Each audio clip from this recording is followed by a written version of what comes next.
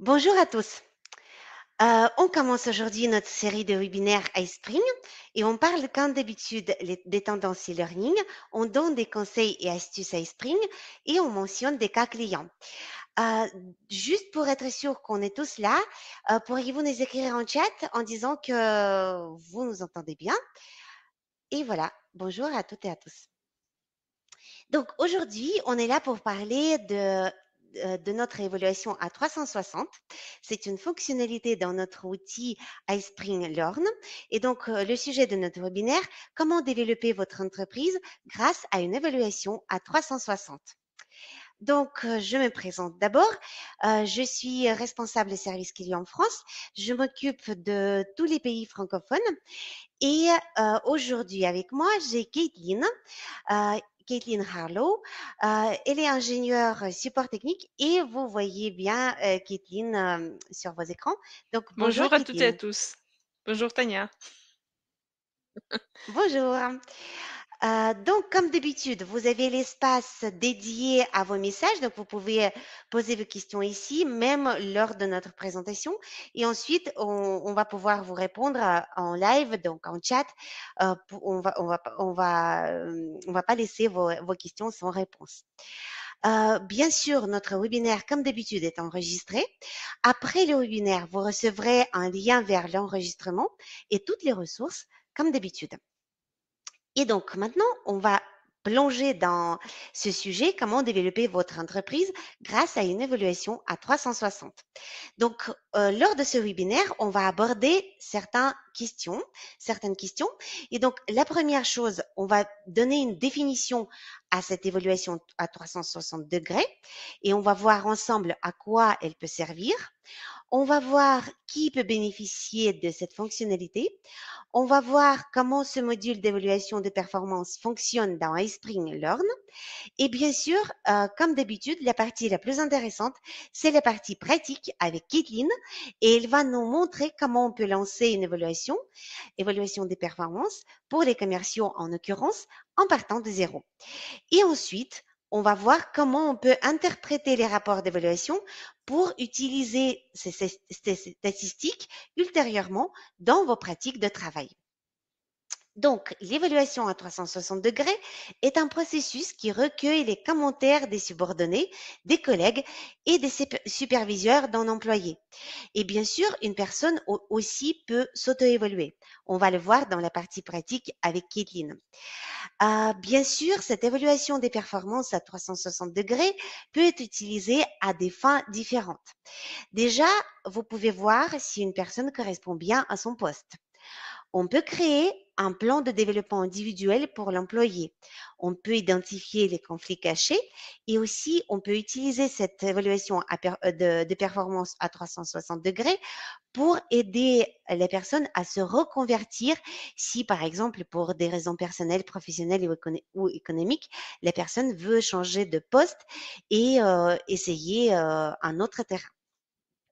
Donc, cette fonctionnalité peut être utilisée par plusieurs personnes, bien sûr par les personnes qui travaillent dans le service RH et par le responsable RH. Ça peut être très utile pour un chef de département ou d'une organisation et pour un coordinateur d'apprentissage ou de développement. Et je dois dire que cette fonctionnalité est très utile pour la personne, je veux dire, pour un employé lui-même, puisqu'il peut regarder et voir ses points forts, ses points cachés, voir comment il se positionne par rapport à son évaluation de soi et l'évaluation donnée par les personnes qui l'entourent. Et ça, c'est très appréciable pour justement améliorer ses qualités, pour aller de devant, etc. Donc, pour parler brièvement du fonctionnement du module, je voulais vous présenter ce slide pour vous montrer comment ça fonctionne. Donc, tout en bas, on a des critères ou des indicateurs de compétences. Vous voyez, ici, par exemple, on a les connaissances des fonctionnalités du produit, capacité à mettre en valeur des informations clés, etc. Ça, ce sont des indicateurs. Ensuite, ces indicateurs permettent de définir une compétence, telle ou telle compétence dans tel ou tel tel de domaine. Et ensuite, quand on met ensemble toutes ces compétences, on arrive au profil, et là, en l'occurrence, c'est le profil de représentant des ventes. Donc ici, on voit en vert foncé donc la connaissance du produit, aptitude à faire face au client, caractéristiques personnelles, ce sont les compétences qui sont nécessaires pour les personnes qui travaillent dans la force de vente. Et ensuite, on arrive au profil du représentant des ventes et c'est comme ça qu'on peut voir si la personne correspond à ce profil ou pas. Voilà. Donc tout ça, on va voir bien sûr ensemble lors de la partie pratique. Maintenant, je donne la parole à Kathleen. Donc, Kathleen, à vous de partager votre écran et montrer comment ça fonctionne en pratique. Je vais le faire tout de suite. Et voilà, je sélectionne. Tout, tout, tout. Voilà. Vous voyez mon écran maintenant? Je crois que oui. Ok, super. Donc, Très bien. Merci, merci Kathleen. Tania pour me l'avoir confirmé. Et voilà, je suis dans mon compte Esprit-Learn, dans l'onglet Évaluation des performances. Et c'est ici qu'on crée les évaluations des performances sur Esprit-Learn. C'est super logique, etc. Donc, je vais tout d'abord vous montrer comment cette évaluation des performances s'affiche du côté Esprit-Learn. Voici, c'est cette évaluation qu'on va créer maintenant. On peut prévisualiser. Ok, c'est pas bon. Voilà. L'évaluation contient les instructions, les compétences à évaluer, les questions ouvertes, et c'est le rapport comme ça que vous allez obtenir à la fin de cette activité. Ce sera le rapport comme ça. On va y revenir un peu plus tard parce que pour le moment, on va créer l'évaluation à nous. Je vais commencer par la création de l'échelle d'évaluation. Vous pouvez les avoir plusieurs dans votre compte, chaque échelle pour chaque nouvelle compétence si vous en avez besoin parce que c'est normal et logique si vous avez plusieurs échelles parce que les compétences peuvent être différentes et peuvent demander de plusieurs échelles d'évaluation. Moi, j'ai ici échelle de base avec les niveaux de connaissances et l'échelle de Likert pour démontrer l'accord et désaccord. Pour créer une nouvelle échelle, vous cliquez sur Nouvelle échelle, vous saisissez le nom, par exemple, ça va être niveau. Ensuite, vous ajoutez des niveaux, ça peut être comme niveau 1, désolé, niveau 2 et niveau 3. Pour les points, ici vous assignez les points, ça veut dire combien de points seront assignés à la personne lors de l'évaluation. Par exemple, pour le niveau 1, ce sera 5 points. Pour le niveau 2, ce sera 10 points. Et pour le niveau 3, ça fera 50 points. Créé. Et voilà, l'échelle a été créée. Je peux maintenant passer à la création des compétences. Voici cet onglet-là, c'est comme une banque de vos compétences. C'est là où vous pouvez garder toutes les compétences que vous utilisez pour les évaluations des employés dans la compagnie. Vous pouvez les diviser en groupes. Par exemple, chaque groupe va correspondre à la division spécifique de la compagnie.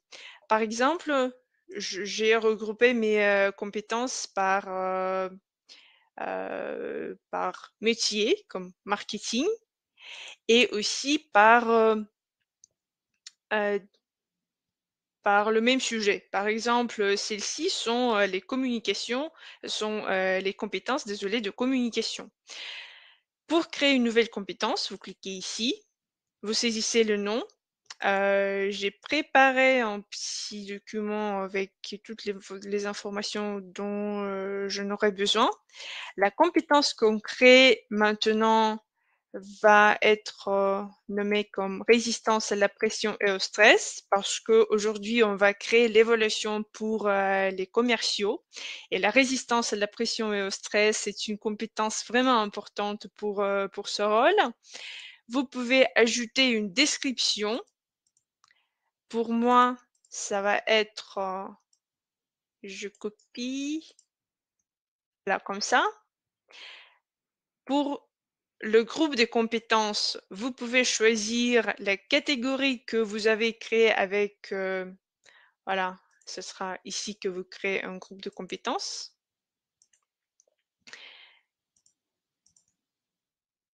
Pour le groupe, vous pouvez laisser aucun ou bien choisir les catégories qui existent déjà dans votre profil. Je vais recopier maintenant le nom.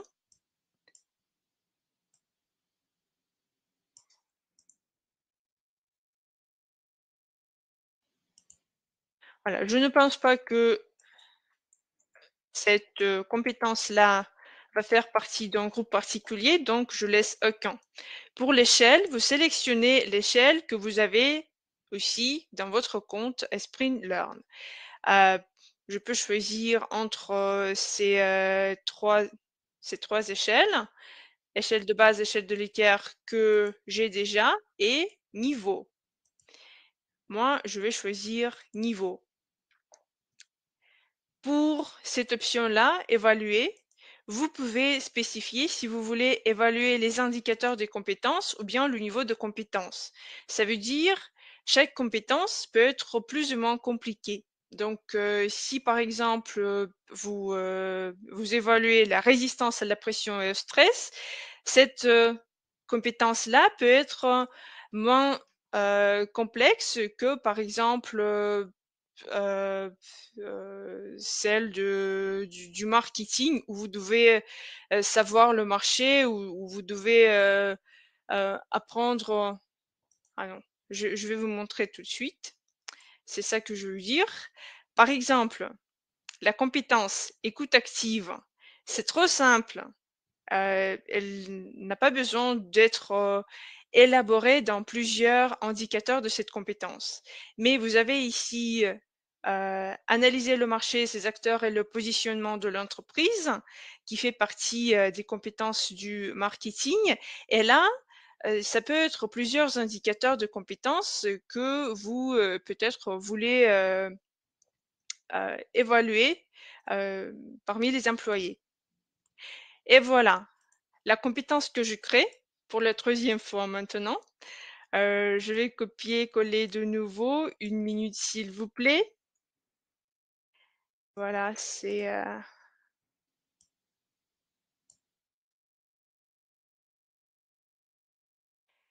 un groupe, échelle, niveau, indicateur de compétences.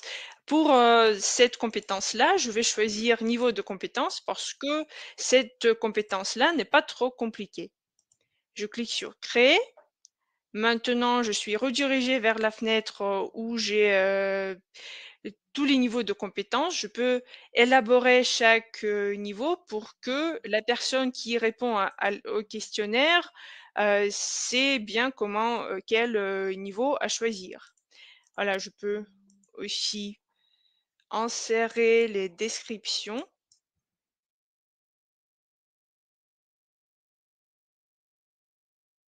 Un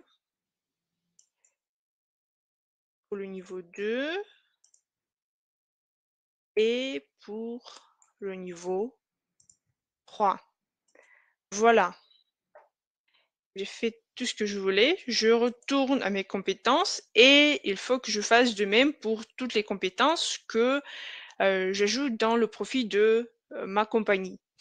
Heureusement, j'ai déjà plusieurs compétences ici que je peux utiliser dans le profil de compétences et dans l'évaluation. Donc, je peux maintenant passer à la création du profil de compétences. Comme pour les compétences, vous pouvez avoir plusieurs profils de compétences. Chaque profil peut correspondre à chaque rôle que vous avez dans la compagnie. Ici, vous pouvez voir que j'ai déjà ce spécialiste des ventes au niveau avancé. Voilà. Et maintenant, je peux faire de même pour les commerciaux. Je clique sur Nouveau profil, je saisis le nouveau nom, commerciaux. Je peux ajouter une description. Je l'ai ici. Voilà. Créer. Je suis redirigée sur la page où je crée, où j'ajoute les compétences qui feront partie de ce profil-là. Je clique sur Ajouter des compétences et maintenant, je vais voir toutes les compétences qui sont dans ma banque de mes compétences, dans la liste des compétences. Et je peux choisir les compétences qui feront partie de ce profil.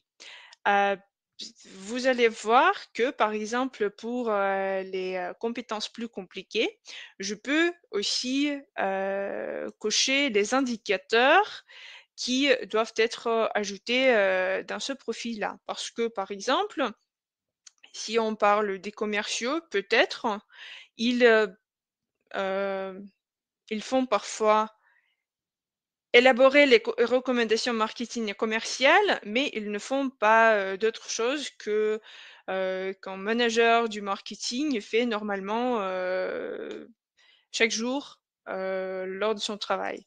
Et voilà, je vais décocher marketing du tout parce que je n'aurai pas besoin. Maintenant, je peux cocher les compétences que je vais ajouter dans le profil. Écoute active, c'est bien sûr. Réactivité, oui. Savoir utiliser le bon canal de communication, également oui. Gérer les budgets des actions, peut-être pas besoin de celui-ci. Question technique. Ouvrir le support, Offrir le support technique et savoir les fonctionnalités du produit. Peut-être oui, les commerciaux doivent savoir comment faire pour expliquer aux clients. Être bien informé, je clique sur celui-ci. Peut-être. C'est rechercher des informations, peut-être on n'en a pas besoin. La résistance à la pression et au stress, on ajoute tout à fait. Et voilà.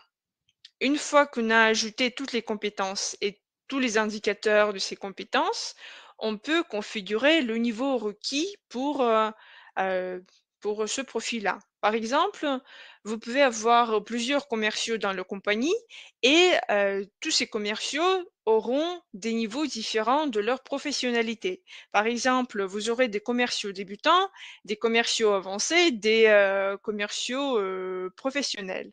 Et voilà, pour chaque niveau, le commercial devra avoir un niveau spécifique pour être, euh, voilà, pour travailler dans la compagnie. Voilà, comme ça, je pense qu'on va créer les commerciaux du niveau professionnel. Donc, je vais choisir le niveau requis pour le niveau professionnel. Voilà, niveau requis, ce sont en fait les niveaux de l'échelle qu'on vient de créer il y a quelques minutes. Ici, pour écoute active, j'utilise une autre échelle avec les niveaux, donc je clique sur professionnel. La réactivité à la même échelle, professionnel. Savoir utiliser le bon canal de communication, professionnel aussi. Offrir le support technique, c'est pas vraiment besoin pour les commerciaux, donc peut-être ça peut être débutant. Savoir les fonctionnalités du produit, voilà, peut-être avancé parce que il devra savoir comment faire, mais pas vraiment en détail parce que ça peut être une autre équipe qui s'en occupe. Dans mon cas, c'est moi qui m'en occupe. Résistance à la pression et au stress, ça doit être tout à fait niveau 3 parce que voilà, c'est un métier vraiment stressé. Euh, Être bien informé pour les compétences qui ont plusieurs indicateurs de cette compétence, vous pouvez configurer le niveau requis pour chaque indicateur et aussi pour cette compétence en général. Comme ça, euh, pour un... Ah voilà, je n'ai qu'un indicateur ici, donc je peux le configurer comme ça parce que ça va être aussi le niveau commun pour tous les indicateurs. Je retourne au profit, tout est enregistré automatiquement et maintenant je peux créer mon évolution. J'ai déjà cette évolution-là qui a été terminée et je clique sur Nouvelle évolution pour créer une nouvelle évolution. Pour le nom, je saisis par exemple commerciaux évaluation annuelle. Pour la description, je fais n'importe.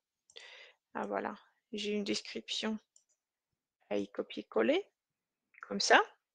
Je peux ajouter le responsable d'évolution. Ça veut dire c'est cette personne qui va l'accès à modifier, à voir les rapports et à modifier les rapports, etc. dans l'évolution. Je laisse moi-même parce que c'est moi qui s'en occupe. Créer. Et voilà. On peut maintenant terminer la création comme ça. Sur la page de l'évaluation, vous allez voir 4 onglets. Questionnaire, employé, évaluateur, résultat de l'évaluation. Sur l'onglet questionnaire, vous allez ajouter des instructions à suivre pour les employés et leurs évaluateurs. Ensuite, on choisit les compétences à évaluer. Ça veut dire on choisit le profil qu'on vient de créer. Dans notre cas, c'est commerciaux professionnels.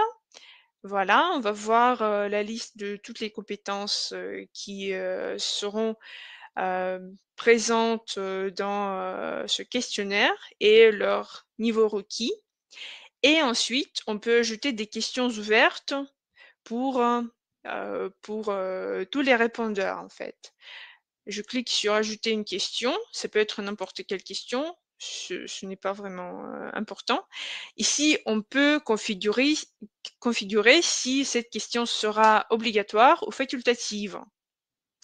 Par exemple, obligatoire. Et on peut configurer aussi sa visibilité.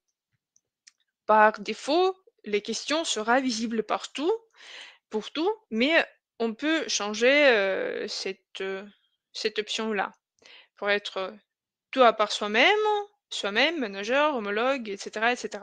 Vous pouvez ajouter plusieurs questions et changer la visibilité de cette question pour les personnes différentes qui feront partie à cette évaluation-là. Maintenant, on ajoute les employés qui devront passer par cette évaluation. Je clique sur Ajouter des participants.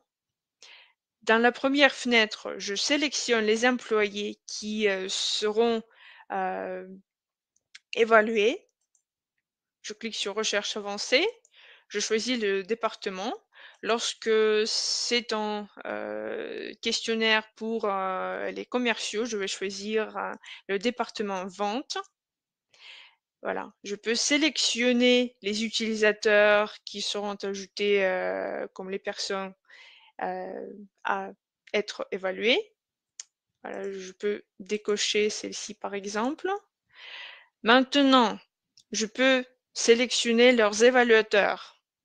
Vous pouvez les configurer autant que vous le souhaitez. Moi, je vais choisir soi-même, manager. Vous pouvez afficher la liste.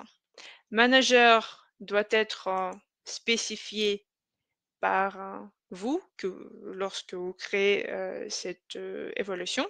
Je vais choisir moi-même.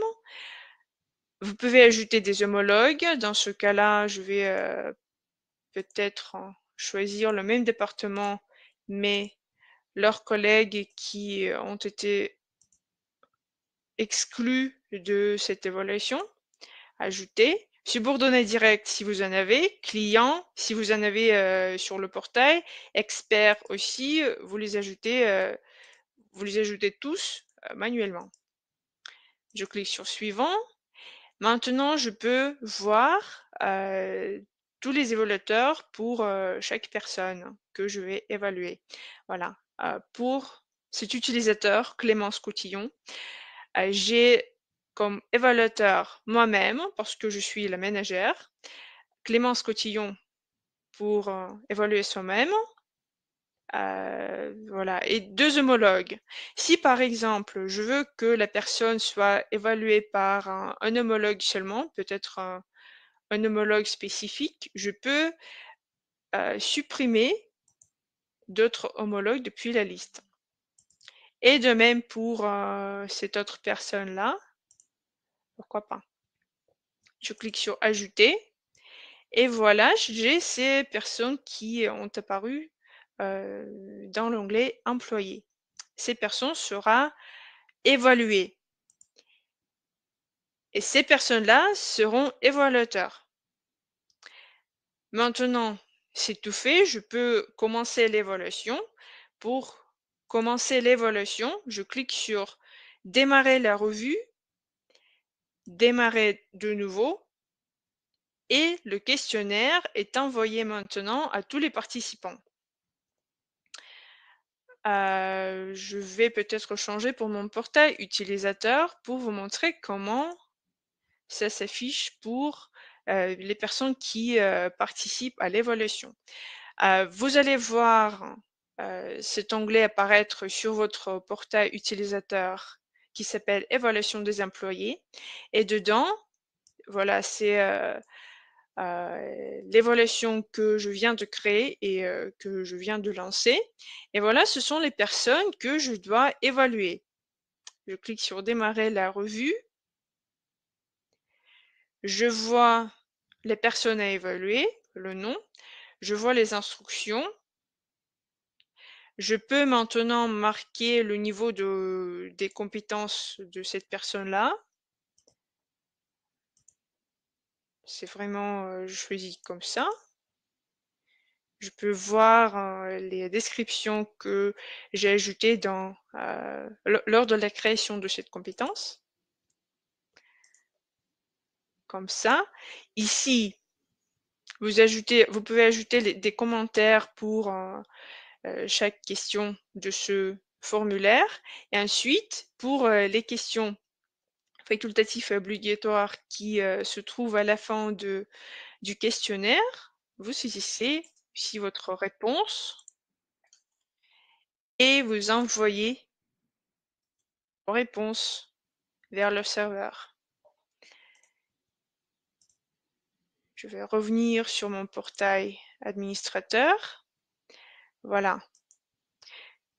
Je ne vais voir les résultats qu'avant l'évaluation est fermée. Donc ici, je peux voir le progrès quand l'évaluation a été démarrée. C'est qui le responsable de l'évaluation, la progression, les employés évalués, voilà tout. Je clique sur fermer l'évaluation et je vois maintenant les rapports apparaître. Ici, sur l'onglet résultats de l'évaluation, vous allez voir les résultats pour toute l'équipe, pour toutes les personnes qui ont été évaluées. Voilà, ce sont leurs compétences, le niveau requis pour ce rôle-là, le score moyen pour tous les participants et les résultats par personne. Si vous avez besoin d'avoir un rapport détaillé par personne, vous allez dans les employés, vous choisissez cette personne que vous voulez voir les rapports, etc. Et ensuite, vous regardez dans les radars, etc. Je vais peut-être ouvrir cette autre évaluation que j'ai déjà parce que les rapports là sont plus intéressants que dans la nouvelle évaluation. Et voilà, par exemple, ici, vous avez ce radar des compétences. Vous pouvez cocher et décocher les options de ce radar Par exemple, si vous n'avez pas besoin du résultat moyen sans auto-évaluation, vous pouvez le décocher, bien, etc. Vous voyez toutes les compétences. Vous pouvez cliquer sur toutes les compétences pour voir ce qui se passe dedans, pour voir, voilà, les, pour voir l'évolution des indicateurs d'une compétence spécifique. Ici, vous voyez le niveau, les points attribués, etc. Vous pouvez ouvrir toutes les compétences comme ça. Si vous faites défiler, vous allez voir le résumé des compétences. C'est en fait c'est la même information que j'ai sur les radars, mais sous en forme d'un tableau. Voilà, pour cette personne spécifique. Ensuite, j'ai les points forts, les points forts principaux pour cette personne-là. J'ai les points à améliorer, opportunités de développement, points forts cachés, angle mort et retour ouvert, ça veut dire les réponses sur les questions ouvertes qu'on a ajoutées à la fin du questionnaire. Et comme ça, vous pouvez tracer la progression de chaque de vos employés et de voir peut-être où sont leurs points forts et points faibles, peut-être si cette personne a la réactivité comme un point à améliorer, peut-être vous avez des cours sur votre portail Esprit Learn que vous pouvez assigner à cette personne-là pour que voilà, pour améliorer cette compétence-là. Voilà, c'est très pratique et comme vous l'avez déjà vu, c'est très intuitif à créer. Voilà. Je pense que c'est tout que je voulais vous montrer pour aujourd'hui. Tania, tu es là? Merci. Oui, merci Kathleen. Oui, tout à fait, je suis là. Merci beaucoup. Donc, je pense qu'effectivement, tu as réussi à démontrer que c'est très intuitif et facile à mettre en place. Alors, si vous avez des questions, n'hésitez pas à nous les envoyer en chat. Et je voulais justement vous demander par rapport à ces radars de compétences, donc le radar que Kathleen a, et venait de créer. Donc, si vous pouvez juste nous écrire en chat si vous avez déjà utilisé ce type de radar ou si vous voulez en créer, n'hésitez pas à marquer vos commentaires dans notre chat.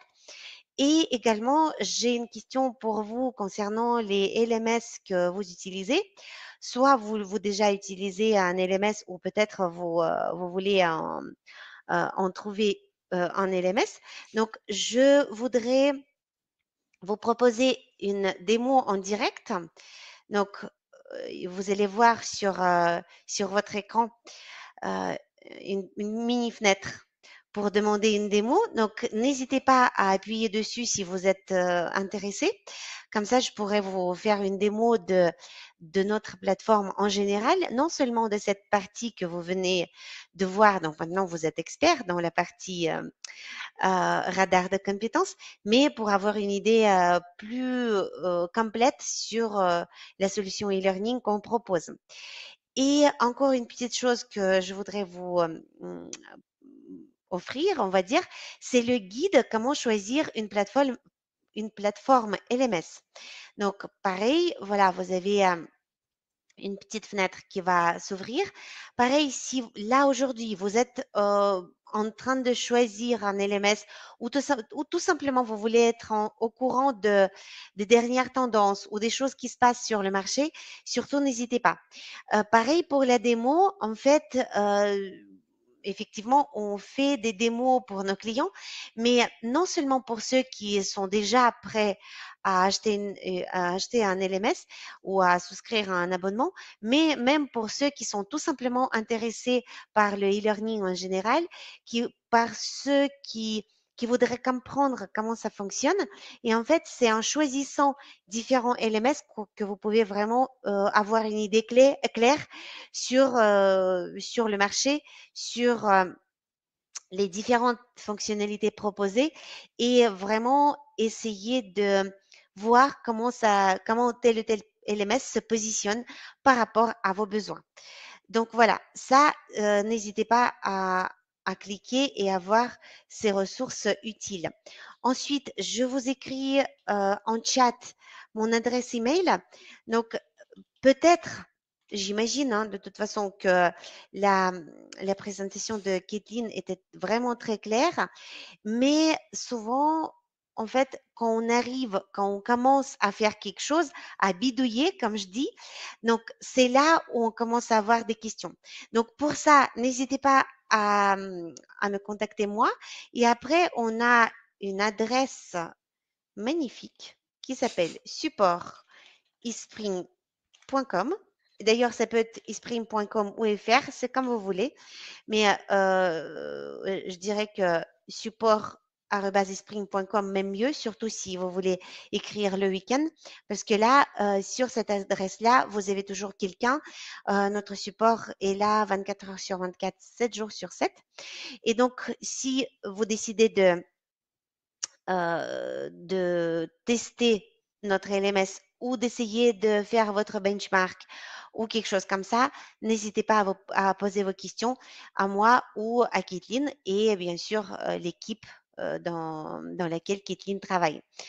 Voilà, donc si vous avez des questions, vous pouvez encore nous écrire en chat et moi et Kathleen, on va pouvoir vous répondre en direct.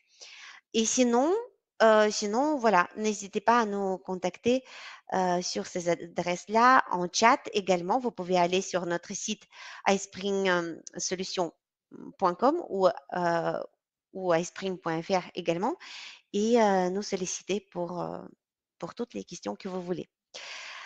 Donc voilà, si vous n'avez pas d'autres questions, on va s'arrêter là. Donc, Kathleen, encore une fois, merci beaucoup pour cette Merci à présentation. toi, Tania. Je t'en prie. Donc, c'était vraiment très clair et je pense qu'un coup essayé, vous allez voir que ce radar de compétences peut être utilisé dans des cas très, très différents. Et n'hésitez pas à partager avec nous vos impressions ou les cas d'utilisation en pratique. Donc voilà, je vous remercie beaucoup de votre attention et on vous dit à très bientôt pour les prochains rendez-vous. Et d'ailleurs, le prochain rendez-vous est le 21 mars pour le webinaire qui va concerner les erreurs typiques dans la conception des modules e-learning. Donc, on va être très content de vous voir de nouveau et restez avec nous et de toute façon, notre série de webinaires est à votre attention pratiquement au moins 2 fois par mois. On est là pour vous lors de ces webinaires. Donc, bonne journée à vous tous et à très Belle bientôt. journée. Au revoir. Au Au revoir. revoir.